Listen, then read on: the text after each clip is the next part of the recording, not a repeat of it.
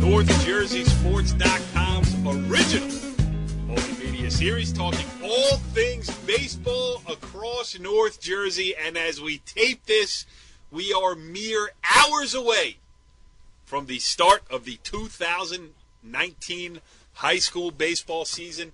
I am Corey Doviak, thankful to be sponsored this year all year long by the Complete Performance Baseball Academy, the anchor sponsor, the presenting sponsor, the everything sponsor of Talkin Baseball this year. You can find them on the web at CompletePerformanceBaseball.com. Hit them on the Twitter at the CPB Academy. And I am also thankful that back for another year in the co-host chair is the one and the only, not Joey Administrator, not Joey Chaperone, not Joey Face Mask, not Joey, what else were you? Joey Administrator, Joey Everything is now Joey Base Pads. Back in the umpiring game, Joe Sotera, how you doing, my friend? Welcome to Talkin' Baseball. Thank you, Corey. I was a little worried. I had my fingers crossed that you weren't going to throw in some of the other nicknames that we text back and forth to each other that I told you not to mention. But it's good. What year is this? How many years we've been doing it? Five? This is our fifth, fourth? This is the 6th year of Talkin' Baseball with that name of this show, and I believe it's the 5th year that you and I are doing it together. And it's also the 5th year in a row that Joe Gambardella, one of the proprietors of the Complete Performance Baseball Academy, has sent in nicknames that we cannot use on the air. Well, that's going to go on forever. That's going to go on forever. But I do have a quick question for you. Quick question. All right, you're starting a Major League Baseball team. Who are you taking with your first pick? I mean, am I trying to win this year, or what am I doing? You're building a team. You're building a team around one player. Who is it? That's easy. It's who? It's not easy. I'm a Mets fan, so I haven't had a franchise player in 100 years. No, it's easy for me, and I'm not a Mets fan. It's easy. Jacob DeGrom. Is it easy Jacob pick DeGrom? For me. All yeah, right. bingo. Pitching. Start with the pitching. Bingo, work off of that. Right. Absolutely. All right. Go ahead. Next question. Jordan or LeBron? See, I hate this question because to me it's not. No, you can't hate it. You got to answer it. You got to answer it. It's not even like right. Michael Jordan is so much better than LeBron James ever could hope to Thank be. you. It's not even. We are off to two. What now? You and I did not speak about this prior to you. You did not know I was going to ask you those two questions. No. And I believe this is just the groundwork for a fantastic season for me and you. Right off the bat, 2 minutes into the show, two huge controversial sports topics, and we agree with no discussion. That's amazing, Mike, Joe, and that's why this show is beloved. That is. Well, let's not have them turn on us, Corey. You know, you can't. Nobody likes a showboat. Well, if you don't want to hear somebody brag, I suggest you tune out now because the older I get, the better I was, and I'm going to tell everybody about it. So, like a fine wine, my friend. Oh, I'm a walking disaster, but I'll play. But I will not play one on the radio. All right, we got a great show tonight, though, because as I said, we are hours away from opening day here, and I usually spend my first day of the season down in Woodridge. Usually the reasons are that the turf is playable, weather conditions usually good enough to play an opening day game, and I know I'm going to get my first game of the year in. Now, the weather's going to cooperate on Monday, and I'm still going down to Woodridge because I want to see Michael Karsich coach with his father, the legendary Bob Karsich, former Emerson head coach, who is now in his dugout taking up the spot that you vacated this year to rejoin the umpiring ranks. So we're going to have Michael Karsich on the show here tonight as the first guest on Talkin' Baseball this year. And, listen, this show, this co-host, it's Woodridge all the time around here on Talkin' Baseball. Well, I was trying to remember. Did we have Mike on last year? Maybe it was Or was both. it 2 years ago? I don't remember. But I actually, Okay. I have a proposal. And it's not something you have to answer right now. But I think, given the diluted coverage of an exposure of Yes. high school athletes, that's a personal opinion, not anything that North Jersey Sports does. You guys do a fantastic job. I'm thinking that this season, we sponsor a NorthJerseySports.com high school baseball Let's do it. player of the week. I got T-shirts. I will give out a T-shirt. And well, here's what we do. CPBA That is the absolutely sponsor, yes. correct? They are sponsoring. Okay. So what we do is we call it NorthJerseySports.com Baseball Player of the Week, sponsored by CPBA. Coaches send in electronically their nomination, just Or like they the can hit us old on Twitter Athlete of the at Week thing. NJScom. They send it. What? They could hit you on the Twitter. We discuss it, choose it. North Jersey Sports and CPBA send a T-shirt to the school I'm in. for the winner of the week. What do you think? What do you think? Let's do something So for the kids. all of you coaches out there, send all of your nominations. Let's make it Sunday to Sunday. So by Sunday night, midnight, send in the nomination for your player, Right. your baseball player of the week. Joe and I will go over all submissions. You can email off a link on NorthJerseySports.com. cdoviak@gmail is my email address. I ain't afraid to give it out. And you can also hit us on the Twitter at NJScom. Make a nomination that way. We'll pick one, and we will. We'll send out I got the T-shirt sitting right in the trunk of my car, ready to go out to the player of the day tomorrow, so I will do the same for the player of the week. Joe, great idea. Good thinking. Oh, I have another. do I have to another have- do I idea. have You want to hear my next come idea? up with some more bounty to hand out? No, Is it going to cost me it's- anything? It's gonna be the Bonehead of the Week award. Well, I know who's going to And win that every week. The That the would be winner me. of that gets a picture with Richie Barton. So we're going to call it Barton's Bonehead Player of the Week, and they get a picture with Barton, and we post it as the shot of the week. Yes. Again, No, Joe, we can't do that. you are off We can't and do that. running. I feel bad for the kids. There's no way we could do that. That's just a joke. We'll It's see. negative, but I did think it was kind of clever. We'll see. Barton's Bonehead Player of the Week. Richie Ballgame headed out to Manchester Regional High School. So miserable. He's still so mad at me because he came to cover a basketball, and I love him. Yeah. All he does is make me laugh. But he comes to cover the basketball game, and he's carrying all his equipment, whatever he has, and he's getting himself set up.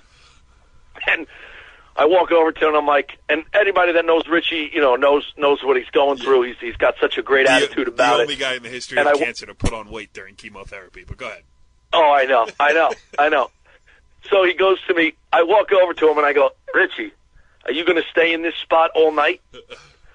So he goes to me, Joe, the doctors just told me they might take my leg. No, I'm going to walk around the gym with my camera. I may even walk up the top of the bleachers and take some pictures. Get me a chair. Am I going to walk around or am I going to stay He is here? the best. Oh, he's He's so salty. So- And just wait, because I didn't even tell him we were doing a show tonight. So Oh. when he realizes No. he's not on the guest list, that he's on the softball show on Sunday. He's gonna be. Oh, boy. Richie, I had nothing to do with that, pal. Well, we took a staff vote and it was 2-0.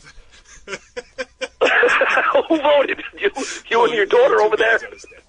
All right, so all right, we're going to get to Michael Carson. to- We're going to get to some. I want to talk to you about some baseball, some things going on here. I want to, a Yep. couple things. Let's start here. Just thinking about it. Right. Bergen, Bosco, and Joe's, the big three, the trifecta. None of them won the Bergen County tournament last year, which was great for last year. No. But I think Right. this year amps things up quite a bit. They are any of the three of them are going to be scratching and clawing to get back up at the top of the Bergen County pecking order. And I think, we got some good public school teams that are going to be fighting for it, too. And the change of the format that we talked about last year with the county tournament has leveled the playing field a little bit. But, Joe, those three parochials look like bombers this year.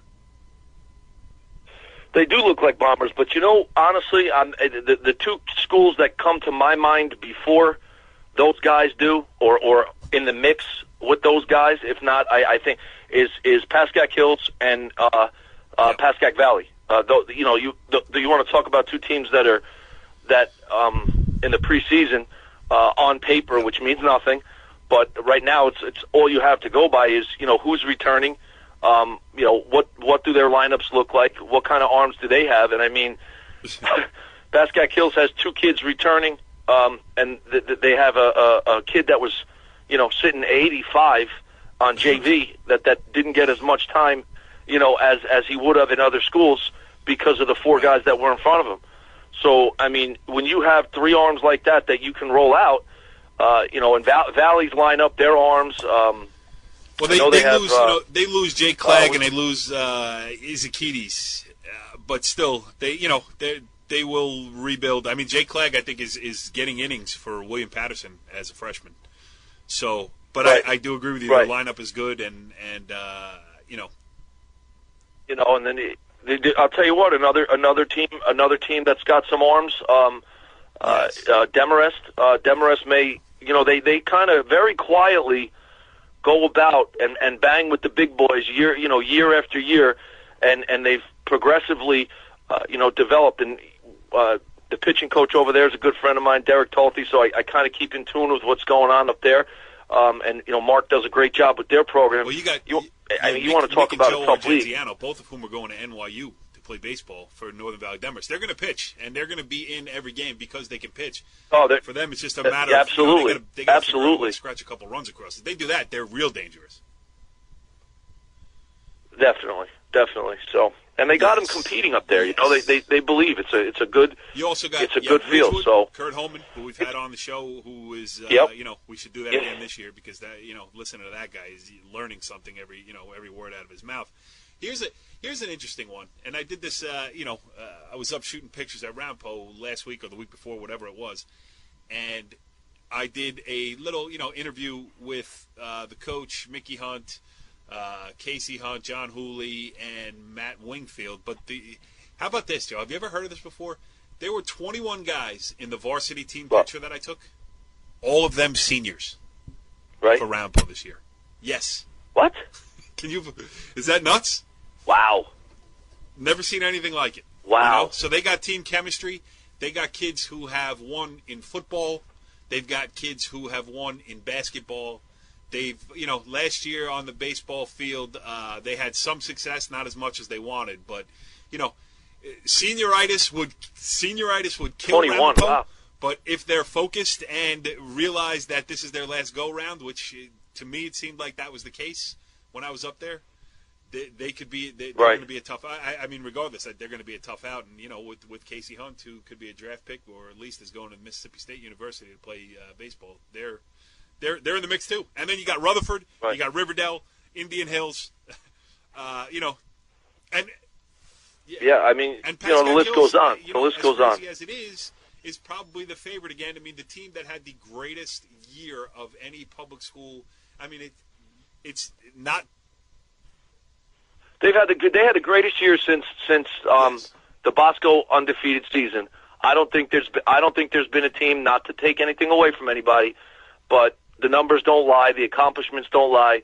What Pascack Hills put together last year was, it was almost like, I mean, I didn't go down to the game, but it's easy for people that are not coaching and not involved with the program to say that this team's not losing. I mean, I saw them play twice, and they just had a very, matter-of-fact way about them, and their approach at the plate, and the confidence. Again, when you put kids out there on the mound, that the 8 kids behind them know they're going to get an outing every time, and all they have to do is get us 3-4 runs a game. The pressure comes off, and when you take pressure off, a lot of times it just frees things up, especially when you're, in the box trying to scratch some runs across. So it's good. It's definitely something that I'm looking forward to. and we'll see what the season brings. Yeah, I mean, the only all right. We'll leave it here. As far as games are going to get going tomorrow. We'll have a lot. When we do the show at this time next week, we're going to have a lot of better feel of especially if the weather cooperates. But I will say this about Pascal Kills. Last year, everything you said about their season last year was true. But they maybe a couple innings here and there, but every one of their key players, which was every kid, because everybody contributed to that run. You need everybody to contribute. They stayed healthy. Right. That was huge. And sure. That again. There's nothing you can do to account for that. There's nothing. Hey, let's stay healthy again. Yeah, of course. Right. But right. That went their way, and they do lose Jack Brodsky, who was an all-timer as far as yes, state tournament playoff Bulldog. baseball pitching. Yes, and Paul Sullivan, who is was already on the mound for Iona. I think today, Sunday, as we tape this, I saw on Twitter too. So. Brandon Siegenthaler's back. That's great. Ryan Ramsey is back. That's a great place to start if you're going to build a high school rotation. So sure, we'll get it rolling and see where it goes from here. But I'm really looking forward to this baseball season because Pascal Kills winning last year really restored my faith in the fact that we don't have to change everything. We just have to get a well-coached team that stays healthy and with some talent, and anything can happen. So. It's going to be fun. Absolutely. All right, before we get to Michael Karsich, I do want to ask you one thing now. You left the dugout. You're back on the umpiring scene, which is interesting, and we don't have to talk about that tonight. But okay, good. The other thing is now I understand, there are how many, 14 Cetera boys in the family? No, 3. No, 3. 3 boys. Yes, and you are getting your first taste of, not Dumont Little League Baseball or, Dumont Rec Baseball. Now, I mean, kids are getting older. The competition's starting to ramp up. Joe, where do you find yourself now in terms of club baseball, and how do you feel about it? Being, an accomplished coach yourself, a man who's won 199 games as a high school baseball coach. I found that. Here's what my son's going to be 13 next year, so he's going to be playing 60-90. So there's really no 50-70 leagues. So, a buddy of mine was on a club team, local club team, and I found that they've played 6 games so far, and I think a lot of what you see, Corey, I think when club baseball first started, and you go back to the Joe Wadika days, to me he's like the pioneer of this, these baseball camps, this baseball instruction. The winter sessions and all that, and then I think everything else has come off. And then we know the job that the guys at CPBA do, who worked under Joe too. So when you get baseball guys like that put club programs together and do it with guys that understand the game, I think you obviously are going to benefit. But what I have found is that a lot of programs, for example, my son's team played a team today, and it almost seemed as like it was a team that, these 3 dads want to start a club team, and we're going to call them the whatever, right. the Pioneers, and now it's like, my kid didn't make the true club team that's coached by ex-college guys, ex-high school coaches, assistant coaches from high school, guys with a true life in the game of baseball. And just like everything else, Core, club baseball to me seems, in my brief experience with it, it seems to be watered down. It seems to be something that anybody could create, call themselves a club team. If you pay your $2,000, I would say you're right before I retire from here, I'm going to start a rating system on NorthJerseySports.com. So, if you want to be a 2-star athlete, it's going to cost you $100. If you want to be a 3-star athlete, it's going to cost you $200. And if you want to be a 5-star athlete, it's going to be $1,000. But I'll put it on NorthJerseySports.com that you're a 5-star athlete. Right? Absolutely, and that's the whole thing. That's the whole thing. It's like, are these kids?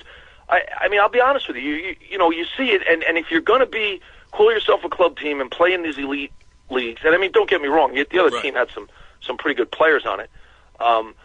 and it is definitely better level, I think, in Little League across North Jersey, especially Bergen County. It's down. Yeah, because it's down. People fall in love with the idea Participation's that down. rec baseball is not enough. I mean, you're above. I'm above Little League. Everybody in town can play that. And then I go back. On a club team. Right. And then you go back to when you and I grew up. I went from Little League to 60-90 with no 50-70, with no club, with no anything else. But I'll be honest with you, I fell into how can I best prepare my son because he loves the game. He spends hours on his own setting up the game. So right. How can I help him do it? How can I help him transition? How can I help him get better? And to be honest with you, for him, he's seen better talent. He's seen better pitching. I mean, some of these kids can really throw it. You got catchers that are framing balls, and he starts to really see the talent level. And I think internally it motivates some kids. Wow, maybe I should go home and work on this so I could beat this kid out for that position.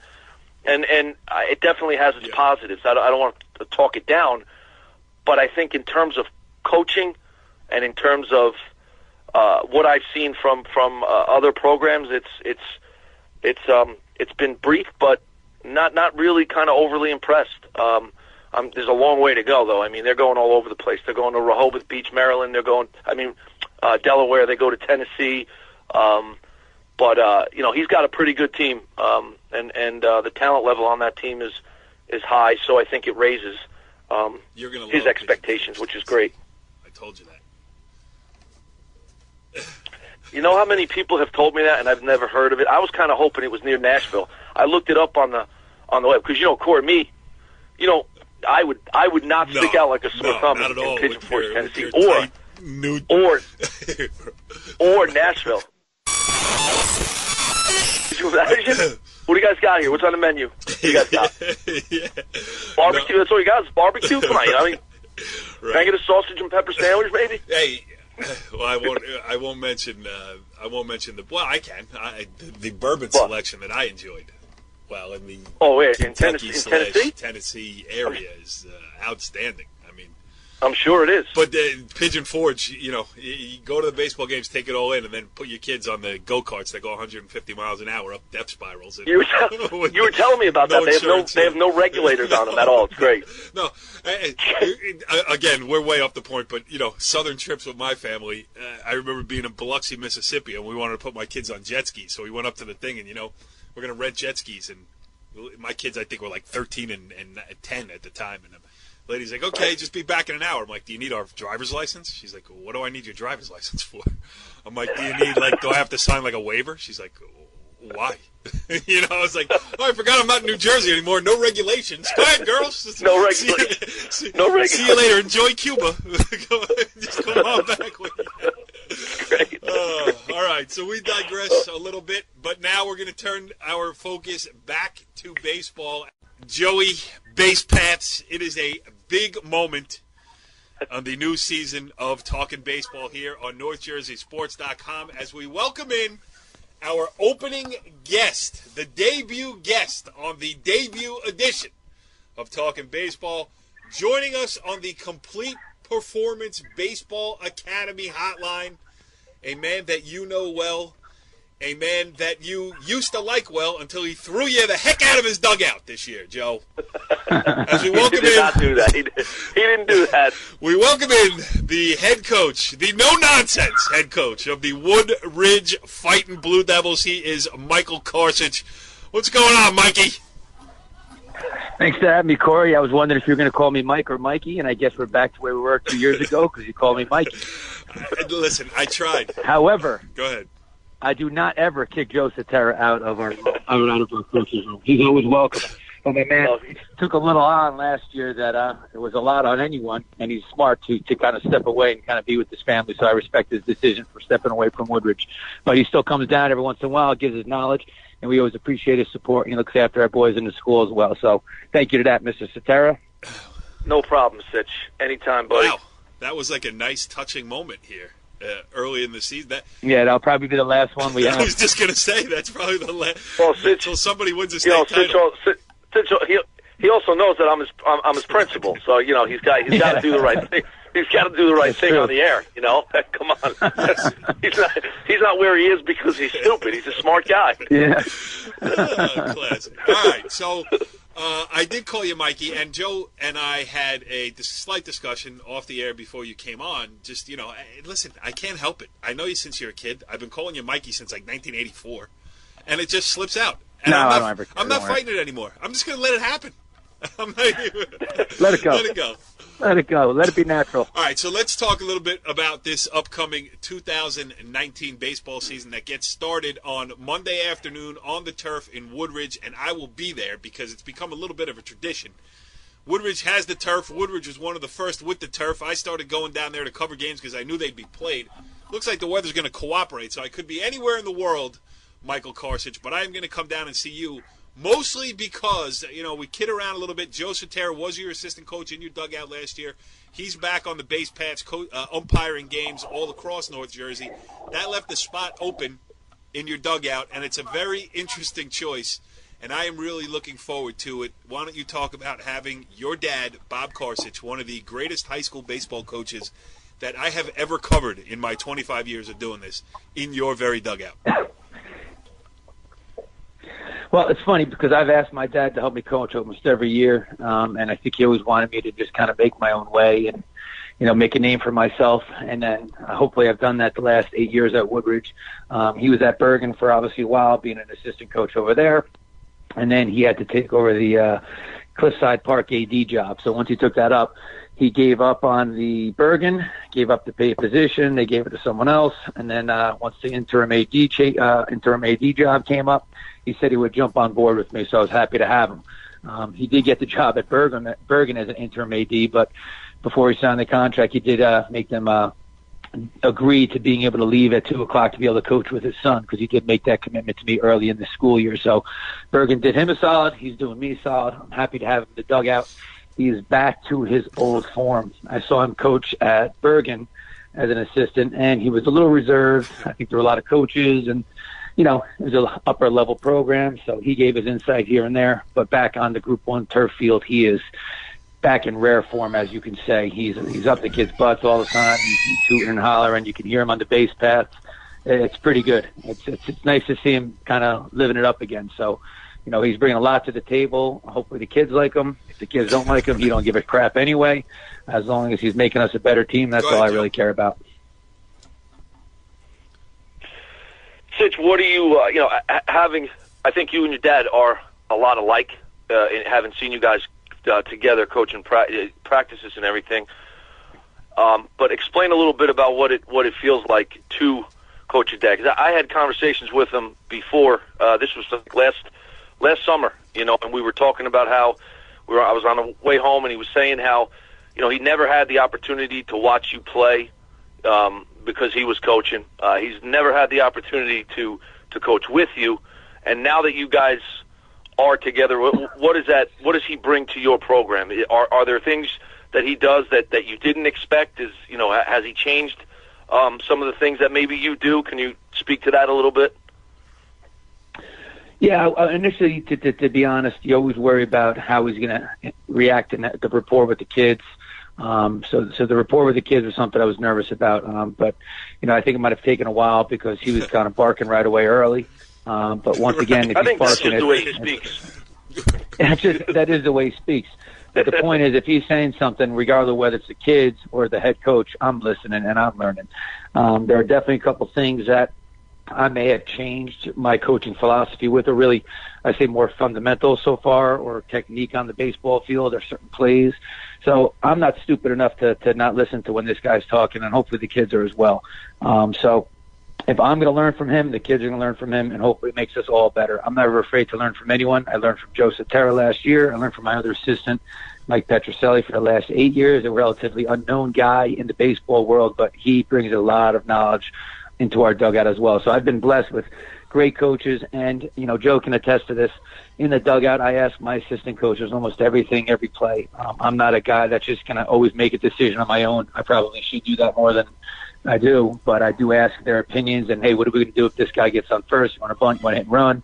What are we going to do if it's a first and third? I like bouncing ideas off of all my assistants to kind of get a collective opinion and kind of go from there. So that's what he's going to bring to the dugout, just another voice to kind of get in me, get in my head and help me out make the best decision during a game. And I just got to – I have a couple of serious questions to ask you, but I got to know, what did you learn from Joe Cetera last year? I'll tell you what, and the kids still do it.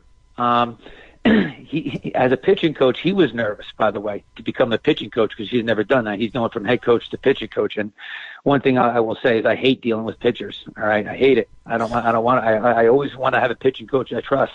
I had Talkin, then I had Jesse Romano, then I had Cetera, and the kids really embraced Joe. He brought a lot of new drills to the table. I tweaked my drills because, once again, I'm not stupid enough to not learn from him. So all the drills I've been doing my whole life that really I learned from my old man, we started changing them up for Joe, with Joe in the preseason.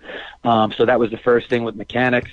Second thing, during the game, holding the running game. Lucas Leone, by the way, Joe will still hold runners on and just kind of stay up there and freeze. We give the hold sign. He does that now on his own, and he does it at least once a time in a game. It actually helped us throw out a base runner the other day. So you're having effect still, even though you're not in the dugout. And the kids also, understand that, we still say get on top of it. We don't want to give that away, obviously, but you know what I mean. There's definitely things that I can take from you, I could take from Petro, and now I'm obviously taking from my old man. And it's great. And I also just listening to other coaches talk to my players because they don't want to hear me all the time. I'm always barking. So it's when another coach can give similar insight and maybe even different insight, it's gonna really hopefully have an effect on those kids. And once again, anytime you can learn from someone else, it's going to better the program, better the players, better the coach. Joe, listening to Michael talk here, he's very humble about. He's always listening to somebody. He doesn't know what he's doing.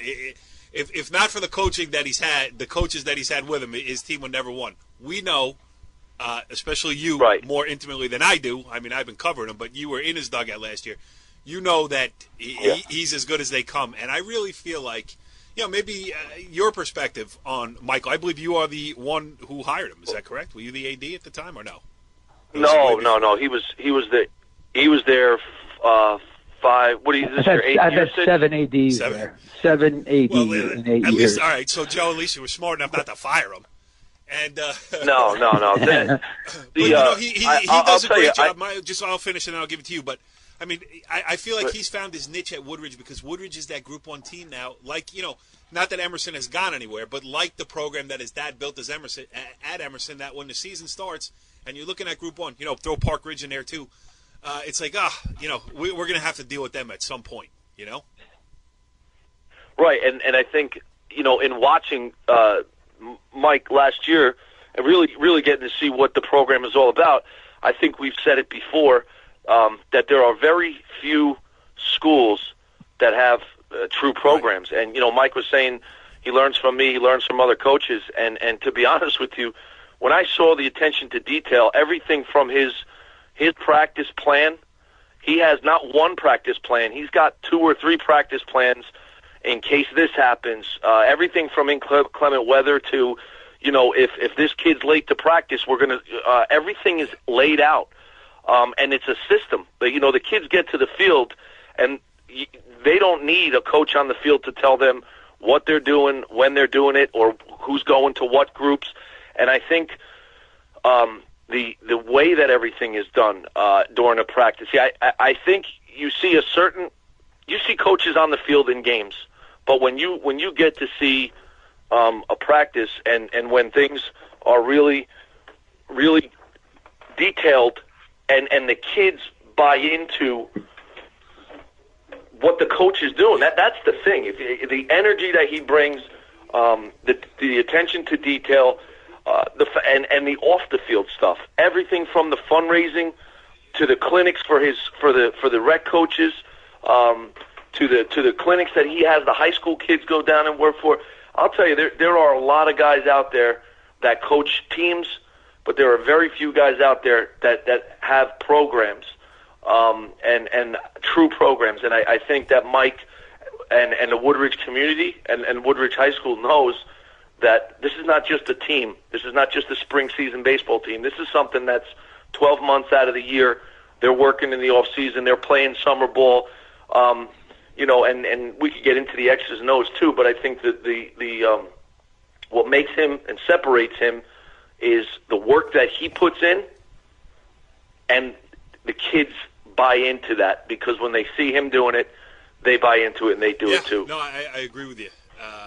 And you look, we talked about it earlier in the show, Joe, you and I, about some of the best public schools and parochials for that matter. And when you look at it's every year you could do it the same thing. I mean, you talk about Mickey Hunt at Ramapo, Carmen Spina at Rutherford, Brandon Flanagan at Riverdale.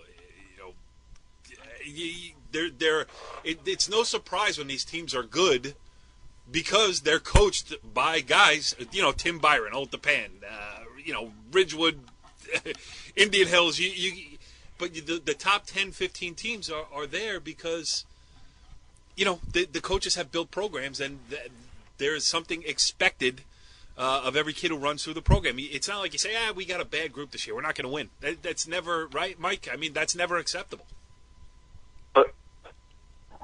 No, I agree, and that's the one thing to kind of touch on. Both of you guys said, when we first got to Woodridge, the whole mantra is let's be like an Emerson of the South.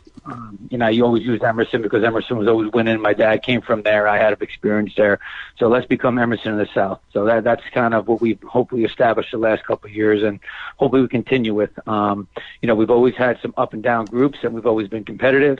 We always kind of go out there and do our job, and when it comes to the program aspect, I always preach to my kids, be great at things that take no talent.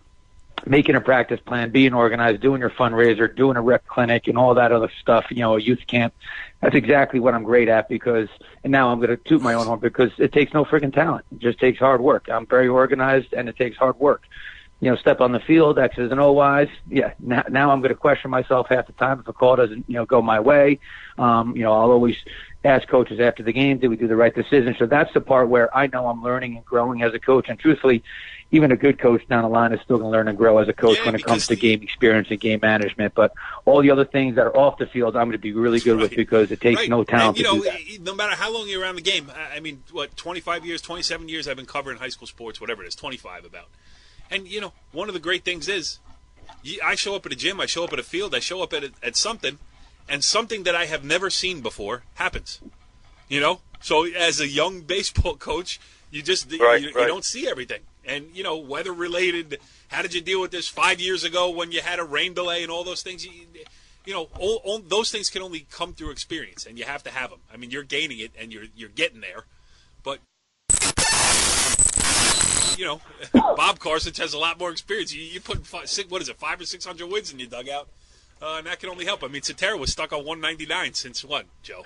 Yeah, I'm still dying for the guy to come over and take over to get 200. So the deal we made, or at least I made in my head, was that next year I think I'll be up for 200. Right. Me and Joe will go in together. I'll take over for one game. We'll get 200, and we'll go to the dinner together. So that's what I'm at least trying for. Going back to my old man now, I'm going to tell you how he's changed. I remember there was one time in a scrimmage where, it's cold and preseason, it gets long, and I get it, and but the kids got to be mentally tough enough, and it's hard for these kids. So, long story short, kid scores a run, and no one gets up off their ass to give this guy a high five coming out of the dugout, which I see from third. Now I'm fuming. I run across the field, stop the scrimmage, get out of the dugout, go run to the fence and back. Meanwhile, the umpire stops the game. The opposing pitcher's looking at me like, you really had to do that right now? My dad starts breaking my and look at him like, what are you doing? Then he screams, get this guy decaf. And I want to say to myself, I go, you son of a you would have done the same exact thing if you were the head coach at Emerson, and now all of a sudden you're the assistant, and you're telling me that I'm off my rocker. Hey, Sitch, what about the scrimmage you had a couple days ago? I think it was last week. You got two guys in the dugout now. late 50s, early 60s, and they don't want to go outside if the weather's under 40 degrees. So they were praying that you were going to cancel the scrimmage. That's what they say. I get the text messages. You were, I think, on my side for a little bit, but the last couple of years, both my assistants, all right, it's under 50, it's under 50, or it's under 45. It's a good day for a practice. I'm like, dude, unless it's 35 or under, we're going out. You know what I mean? But even I've gotten maybe a little soft in the day. I love the fact that Bob Carson is now bench jockeying his son, the head coach, Mike Carson. Oh, it's great. It's great. Yeah, he'd break him up.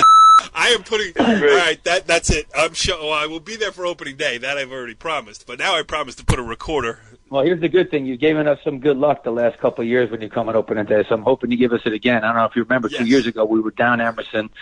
I think it was either 6 or 7-0, something like that. And we got into their pen, and then we ended up putting a couple numbers, a crooked number late in the game, and actually came up and win with a walk-off. Now we're facing a kid, I don't know which kid. He's got 2 number ones, a kid Patterman that's throwing like they say 90, and the kid Carmesino throwing like 85. Either way, we're getting one of those 2 kids, and it might have to be the same thing. Weather the storm, getting to the pen, and then hopefully we can scratch a few runs late and get a win that way. But we'll see. Hopefully the recipe is there, and hopefully you're there to see it. No doubt about it. Something crazy always happens when I show up there, and I believe the pictures from from 2 years ago on opening day are the Twitter the Twitter photo for Woodridge baseball. So I do appreciate that too. You gave my coaches and players a lot of ammo from the facial expressions that I actually gave that day. I still get texts from my little NJSE coaching chain with that face, and I won't tell you what's on it afterwards. But all those coaches had a lot of fun with it. Last one, at least from me. Just give us a little preview of Woodridge Blue Devil baseball this year. I know you got. I think just doing pictures the other day too, and I look at your senior class, and I think not that you've been fortunate. The way the program has been built is that every class has its contributors, so it's not like you're ever senior dominated or sophomore dominated. It always seems like you get something from every class, and at a small school that's the way you do it. But you got to do it because you can't miss a class because it sets you back. So just looking at the senior group that you have, there are a bunch of contributors coming back, your juniors and everything else. Maybe just a little preview of Woodridge baseball. All right. Well, last year we were 20-5, but I will say that the target wasn't on us early, so we were able to catch a couple teams, maybe face a number 2 or 3. We lost one kid, Jack Bartek, that was out half the year anyway last year, and now we return everyone. The target is going to be on our back early. The kids kind of know this. We're going to be facing some aces early. If we get to 20 wins, that's great. If we don't, the key thing is not necessarily how we start, but how we finish. We've had some success in the regular season. We've made the county tournament, but we're still kind of lacking that one goal of getting to the sectional final and actually coming through and winning it this year. So that's kind of obviously what we're looking towards, even though we're not going to really mention it game to game. But we do have a lot of seniors that are coming back with experience. We got a junior, Liam Winslow, that's kind of one of the best utility guys I've ever had. He's going opening day for us. I got a freshman that's probably going to be starting as a catcher, and if not as a DH or a first baseman. I got another freshman that might be right now the number 4 or 5 in rotation. But I am dealing with a couple of injuries, and at a Group 1 level that hurts, and hopefully we can overcome that. But we do have contributors at every level, and I do expect to contend for the league, make the counties. Hopefully we can, win a county game this year. That's always a nice little icing on the cake. And I do want to make a better run in the state tournament than obviously last year when we got knocked out by Saddlebrook early. So if we can do all those things, everything else, we keep telling the kids, just worry about the process, and hopefully everything else will come after that. So that's what we're going to keep looking at, and hopefully we have some success. So anything else from you? I mean, that you'd like to share? I know you can pull the coach into your office any day of the week. No, it's all good. Just as the principal of the school sits, you got to get it done tomorrow. Okay. All right. You got to bring the A game. You got to bring the A game tomorrow. They'll be ready. A real quick funny story before you go, Sitch. I don't think I ever told you this, but one of the kids, I might have said it to you. I'm standing in the hall in the morning doing a hall duty before the season started, and he comes up to me and he goes, Coach's father's going to be coaching with us. I go, yeah. He goes, is he good? Yeah. So I started laughing, and the kid was just staring at me, and I go, yeah, he's pretty good. I think you'll learn a little bit from him. He's the guy. It's funny because this prick, my dad, is known to toot his own horn, and he still does. But I'm talking in our preseason speech. My old man's going to help us out. And, 5 or 7 sectional titles, and then blah blah blah blah blah. And he goes, I have 9. And he freaking right away in front of the kids corrects me again, just to toot his own horn. But that's what he's bringing to the table. I better have my A game all the time as well. Back-to-back state championships. It's awesome. 2000 and 2001, and I was there to see both of them. So that's how long I've been keeping on doing this. So. Michael Karsich, great stuff, and the thing that I learned most of all here is that I really blew it with Joey Basepat's nickname. He should have been Joey Hall Duty, but maybe we'll save that one for next week. Michael Karsich. I'm sure you're going to come up with a bunch of nicknames. Add that to the list. Michael Karsich. Add that to the list. Good stuff, and I'll Thank see you for tomorrow. having me, though, guys. I appreciate it. All right, Joe. Good stuff there with the head coach of the Woodridge Blue Devils, Michael Karsich. It was fun talking to him. It's fun listening to you guys talk to each other, too, because, it's not often that we get a guest who is so intimately involved with host there. And things are rolling down there in your school as far as the baseball program. You don't have any worries.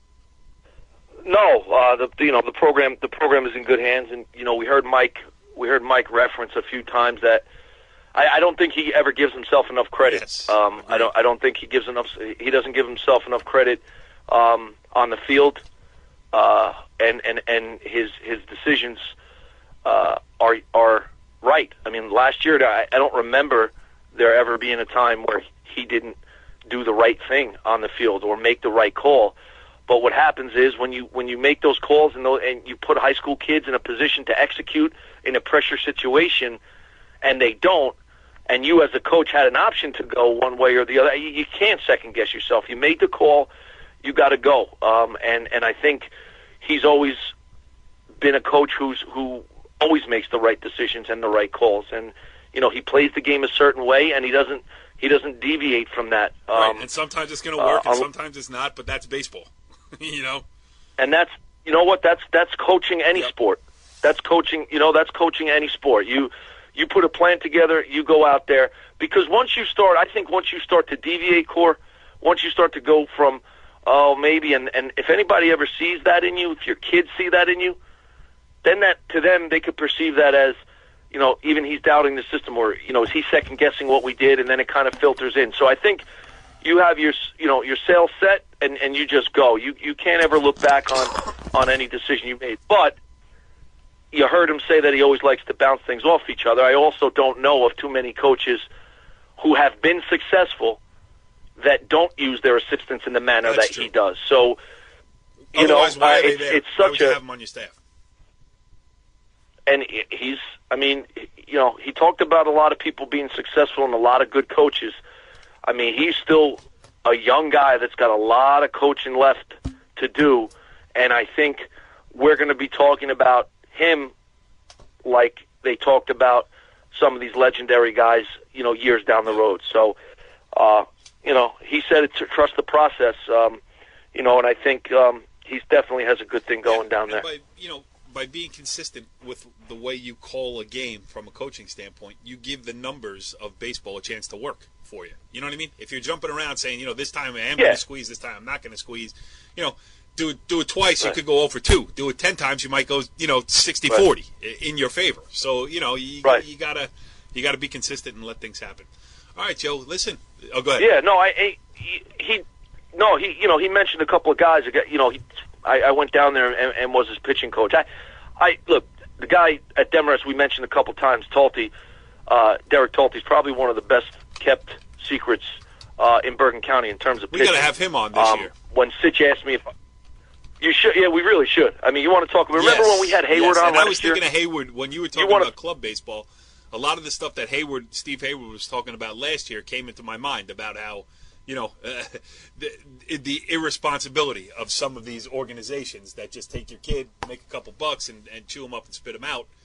I thought I'm going to go back and listen to that interview too. He was great. Well, that's the whole thing. The program that my son, one of the kids that worked with the team that my son's on is Paul Magrini, and Paul really spent a lot of time. Who's now the head coach at PC? Paul spent a lot of time teaching kids about taking care of your arms, everything from long sleeves to, band work to core exercises, and they put this strength and conditioning program together. So that's what, you hope to get when you go to quote unquote an elite program. But before, I know we want to wrap it up, but before we go, I just, Sitch asked me last year, can you handle the pitchers? Because as he said, he hates dealing with it.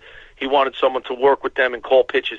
Everything that I did with them was nothing new. It was what I learned from guys like Derek Talty. All the drills we did are the drills that he does. He coaches my son. I take what he does with my son and bring it there. That holding the ball, we talked a little bit about holding the runners and things. That's him, and his influence when he was with me, at New Milford. So, Sitch hit it on the head. You're successful, and you lean on your coaches, and you're only as good as those around you. And I think, he's been fortunate to have his dad be a part of some good staffs, and now he's had nothing but good staffs at Woodridge. So it's been good. I was it's good. Shooting pictures at Demarest on Saturday morning, and I saw the baseball guys were right. out. So I walked over to talk to the vaunted staff of the Northern Valley Demarest Norsemen. Right. Going to the dugout, say hello to Hauser, talk to him for a little while. But on my way in there, and Derek Talty was in there too. On my way in there, I'm walking past the batting cage, and I hear ping, ping, ping, and you expect to see some high school kid that wouldn't be shocking at all. Meanwhile, I look down. Yeah, the kid's about 3'2". He's reaching up to put the ball on a tee.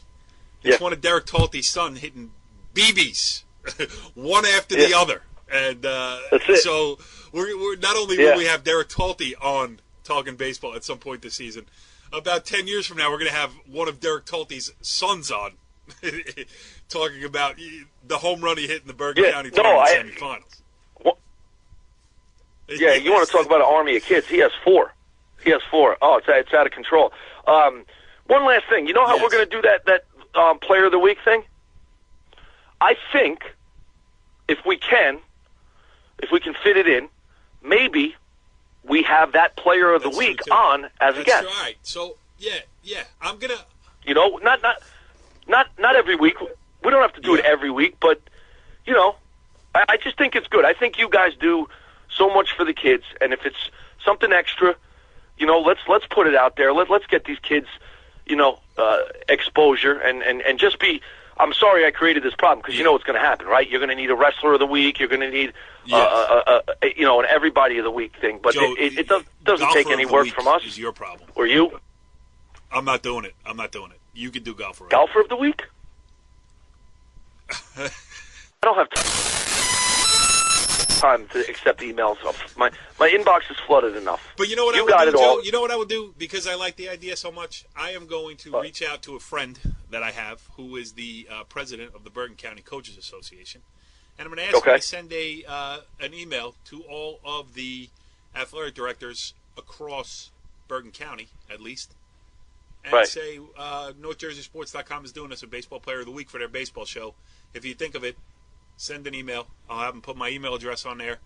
And also, on the Twitter. So, Joe Spafford, if you're listening this late in the show, and I know he is a listener, let's get this thing going. Oh, is he? So. And he's Pal Park now, so he'll take care of you. You're a Pal Park guy. Correct. That's correct. I am a Pal Park guy. We sit on the Palisades Park Hall of Fame, the Athletic Hall of Fame committee together. So we are colleagues in a way. Oh, is Dr. Cirillo in there? Dr. Cirillo also, the founding father of the Palisades Park Athletic High School Hall of Fame. Paging Dr. Cirillo. We'll bring that one back too, and we will do it all. Could we? On the next edition of Talkin Baseball. See you next week. Follow the leader.